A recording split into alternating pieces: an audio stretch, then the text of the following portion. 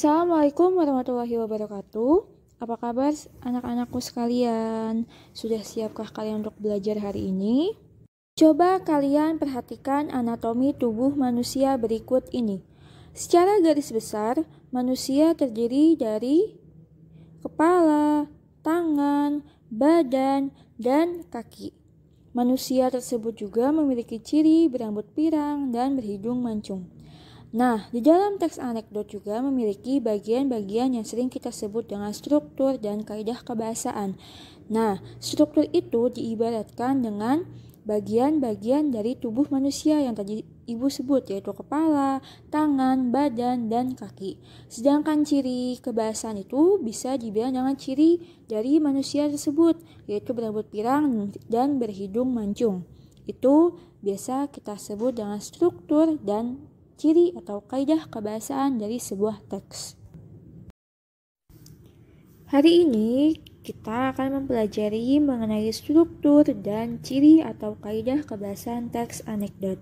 Sebelumnya kalian sudah pernah mempelajari struktur serta kaidah kebahasaan dari teks eksposisi dan teks laporan hasil observasi.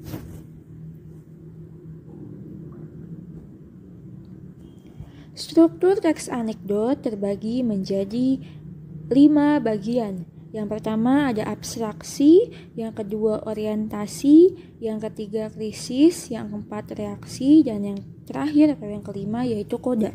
Apa sih kira-kira struktur teks anekdot ini pengertiannya? Kita lihat penjelasannya. Nah, di sini ada abstraksi, yaitu bagian awal yang berfungsi memberi gambaran tentang isi teks. Kemudian ada orientasi. Orientasi ini adalah bagian yang menunjukkan awal kejadian cerita atau latar belakang terjadinya peristiwa. Yaitu ada yang ketiga ada krisis, bagian yang berisi hal atau masalah unik. Yang keempat ada reaksi, yaitu bagian yang berisi cara penulis atau orang yang ditulis menyelesaikan masalah. Dan yang terakhir yaitu koda, bagian akhir cerita bisa berupa simpulan. Itu tadi adalah struktur teks anekdot. Ada abstraksi, orientasi, krisis, reaksi, dan koda. Nah, struktur ini pun juga harus berurutan. Jadi abstraksi, orientasi, krisis, reaksi, dan koda ini sudah jelas urutannya 1, 2, 3, dan 4. Tidak bisa dibolak-balik atau diacak. Misalnya kalian pertama mau krisis dulu, lalu reaksi, habis itu abstraksi, itu tidak boleh. Kalau namanya struktur itu harus berurutan. Coba kalau kalian bayangkan, misal bagian tubuh kalian itu dari mulai tangan dulu, baru kepala, baru kaki, itu serem ya jadinya. Nah, struktur pun seperti itu, jadi harus berurutan, seperti dalam bagian-bagian tubuh manusia. Nah, di sini ada fungsi struktur. Fungsi struktur pada teks adalah agar teks menjadi runtut sehingga pembaca dapat memahaminya dengan lebih mudah. Ya, salah satu fungsi itu agar tulisannya lebih teruntut ya, jadi lebih tersusun, tidak berantakan. Itu fungsi dari struktur teks. Selanjutnya kita ke contoh. Di sini ada aksi maling tertangkap CCTV. Ini salah satu contoh teks anekdot. Nah, di sini ada seorang warga melapor kemalingan. Pelapor, "Pak, saya kemalingan." Polisi, "Kemalingan apa, Pak?" Pelapor, "Mobil, Pak, tapi saya beruntung, Pak." Polisi, "Kemalingan kok beruntung?" Pelapor, "Iya, Pak, saya beruntung karena CCTV merekam dengan jelas. Jadi saya bisa melihat wajah malingnya." Polisi, "Sudah minta izin malingnya untuk merekam?" Pelapor, "Belum," sambil menatap polisi dengan penuh keheranan. Polisi, "Itu ilegal, Anda saya tangkap." Pelapor, "Hanya bisa pasrah tak berdaya." Jadi ini tentang aksi maling tertangkap CCTV. Jadi intinya pelapor ingin melaporkan maling tersebut, tetapi polisi malah menangkap pelapor karena pelapor memvideokan maling tersebut tanpa izin. Nah, jadi kalau kita memvideokan seseorang tanpa izin itu namanya ilegal ya. Nah, jadi polisi tersebut malah menangkap pelapor ya, bukan malingnya itu ya. Lalu kita lihat analisis struktur ya. Di sini ada seorang warga melapor kemalingan, itu bagian dari abstraksi. Itu awal tadi ya. Lalu bagian orientasinya ini ada 3. Ada pelapor, Pak saya kemalingan. Polisi, kemalingan apa Pak? Pelapor, mobil Pak, tapi saya beruntung. Itu orientasi. Orientasinya juga bisa disebut pendahuluan ya. Lalu ada krisis yaitu ada pelapor. Iya Pak, saya beruntung karena CCTV merekam dengan jelas. Jadi saya bisa melihat wajah malingnya. Polisi, sudah minta izin malingnya untuk merekam. Itu bagian dari krisis teks anekdot. Selanjutnya ada bagian reaksi, yaitu reaksi dari si pelapor dan polisinya. Itu belum. Sambil menatap polisi jangan penuh keheranan. Polisi, itu ilegal, Anda saya tangkap. Jadi reaksinya pelapor itu menatap polisi jangan penuh keheranan ya. Lalu yang terakhir ada koda atau simpulan, yaitu pelapor hanya bisa pasrah tak berdaya.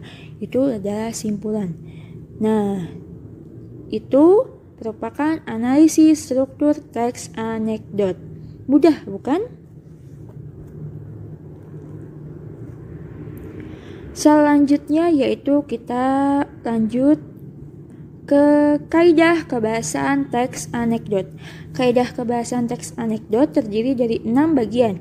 Yang pertama, kalimat yang menyatakan peristiwa masa lalu. Yang kedua, kalimat retoris. Yang ketiga, konjungsi hubungan waktu. Yang keempat, kata kerja aksi. Yang kelima, kalimat perintah. Dan yang keenam adalah kalimat seru. Kira-kira nih kalimat retoris itu apa sih?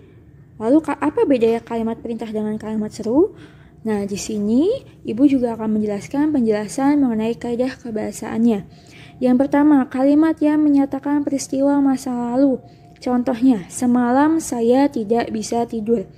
Kata semalam itu berarti sudah terjadi. Itu artinya sudah masa lalu atau masa lampau ya, sudah terjadi itu.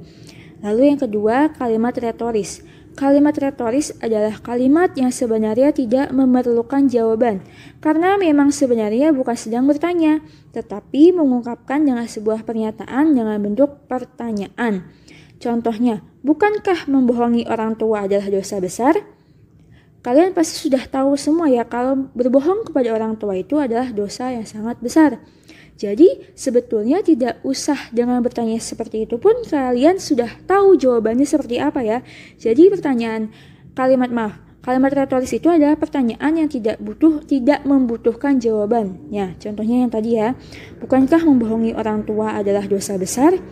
Jadi itu sudah ada jawabannya sendiri. Kalian sudah tahu jawabannya itu sendiri. Jadi kalaupun tidak dijawab pun tidak apa-apa gitu loh, karena tidak membutuhkan jawaban gitu. Lalu yang ketiga, konjungsi hubungan waktu. Konjungsi waktu ada kata hubung yang merujukkan urutan waktu.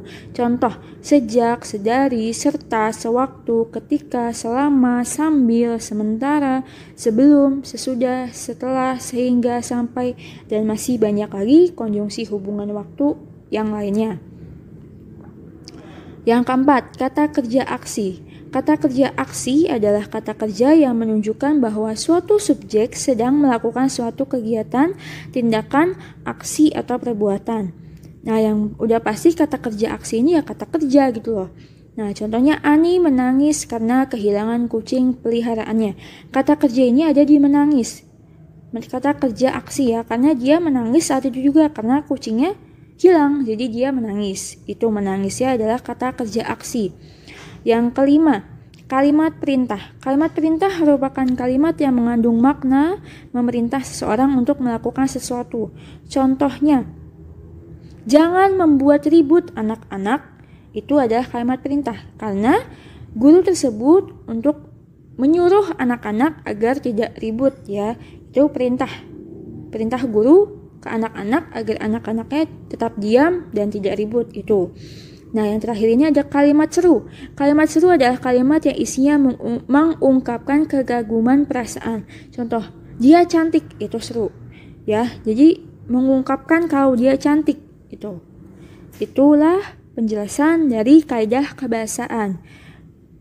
Kaidah kebahasaan seperti ciri pada tubuh manusia, itu yang tadi rambutnya pirang, hidungnya mancung, bertubuh tinggi atau pendek, lalu berkulit sawo matang kah atau putih, itu ya ciri dari tubuh manusia. Tapi kalau ciri dalam teks itu berbeda-beda. Nah, salah satu ciri teks atau kaidah kebahasaan teks anekdot ini ada 6 ya, tadi yang sudah Ibu jelaskan. Dapat dipahami ya? Nah, kira-kira tuh apa sih fungsi dari kaidah kebahasaan atau ciri kebahasaan? Nah, fungsinya itu untuk menentukan bunyi, istilah, kosakata, ejaan, kalimat, serta makna. Kaidah kebahasaan ini dapat dijadikan sebagai ciri atau karakteristik suatu teks agar berbeda dengan jenis teks lainnya. Nah, itu ya fungsi dari kaidah kebahasaan. Selanjutnya ada contoh atau analisis dari teks anekdot. Di sini ada teks yang sebelumnya, yaitu aksi maling tertangkap CCTV. Mari kita analisis kaidah kebahasaan. Apakah semua kaidah kebahasaan tadi terdapat dalam teks tersebut? Kira-kira semuanya ada nggak sih gitu? Coba kalian baca terlebih dahulu teks tersebut.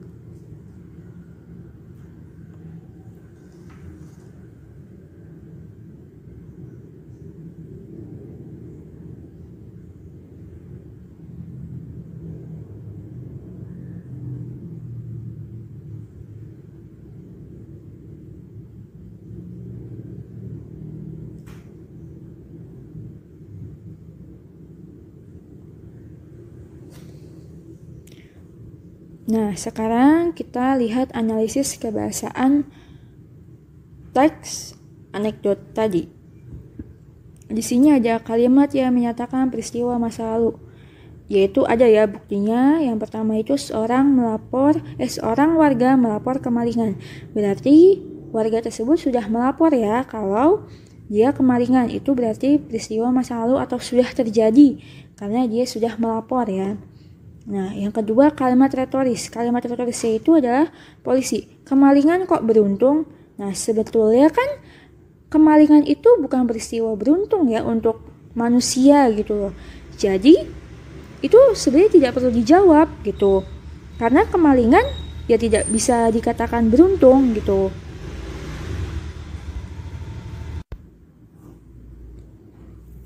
Yang ketiga ada konjungsi hubungan waktu. Konjungsi hubungan waktunya ini di dalam teks aksi maling tertangkap CCTV ini tidak ada ya. Lalu yang keempat ada kata kerja aksi. Di sini ada 2, yaitu melapor dan merekam. Karena ini merupakan kata kerja aksi, yaitu dia melapor lalu merekamnya. Lalu yang kelima ada kalimat perintah. Di sini kalimat perintahnya di dalam teks tersebut juga tidak ada. Terakhir adalah kalimat seru. Nah, kalimat serunya juga tidak ada nih. Berarti yang tidak ada adalah konjungsi hubungan waktu, kalimat perintah, dan kalimat seru. Kira-kira kalau misalnya seperti itu, apakah teks tersebut bisa dikatakan teks anekdot? Nah, sebetulnya kaidah kebahasaan itu tidak harus atau bukan berarti ada semuanya. Bisa juga seperti ini yang tidak memiliki konjungsi hubungan waktu, kalimat perintah, dan kalimat seru. Itu tetap bisa dikatakan teks anekdot. Jadi, analisis kaidah kebahasaannya tidak perlu ada semua, yang penting ada salah satunya gitu. Itu adalah analisis kebahasaan teks anekdot aksi maling tertangkap CCTV. Itu tadi adalah penjelasan mengenai struktur dan kaidah kebahasaan teks anekdot. Simpulan pembelajaran hari ini adalah struktur teks anekdot terbagi menjadi 5, yaitu abstraksi, orientasi, krisis, reaksi, dan koda. Sedangkan kaidah kebahasaannya terbagi menjadi 6, yaitu kalimat yang menyatakan peristiwa masa lalu, kalimat retoris, konjungsi hubungan waktu, kata kerja aksi, kalimat perintah, dan kalimat seru. Nah, sekian pembelajaran hari ini. Kurang lebihnya mohon maaf. Apabila ada yang ingin ditanyakan, kalian bisa menghubungi Ibu melalui WhatsApp. Sampai bertemu pada pembelajaran berikutnya. Semoga hari kalian menyenangkan. Jangan lupa untuk selalu menjaga kesehatan, cuci tangan sebelum makan ataupun sudah memegang apapun itu. Lalu juga memakai masker setiap kalian keluar rumah. Jangan lupa untuk bahagia hari ini. Wassalamualaikum warahmatullahi wabarakatuh.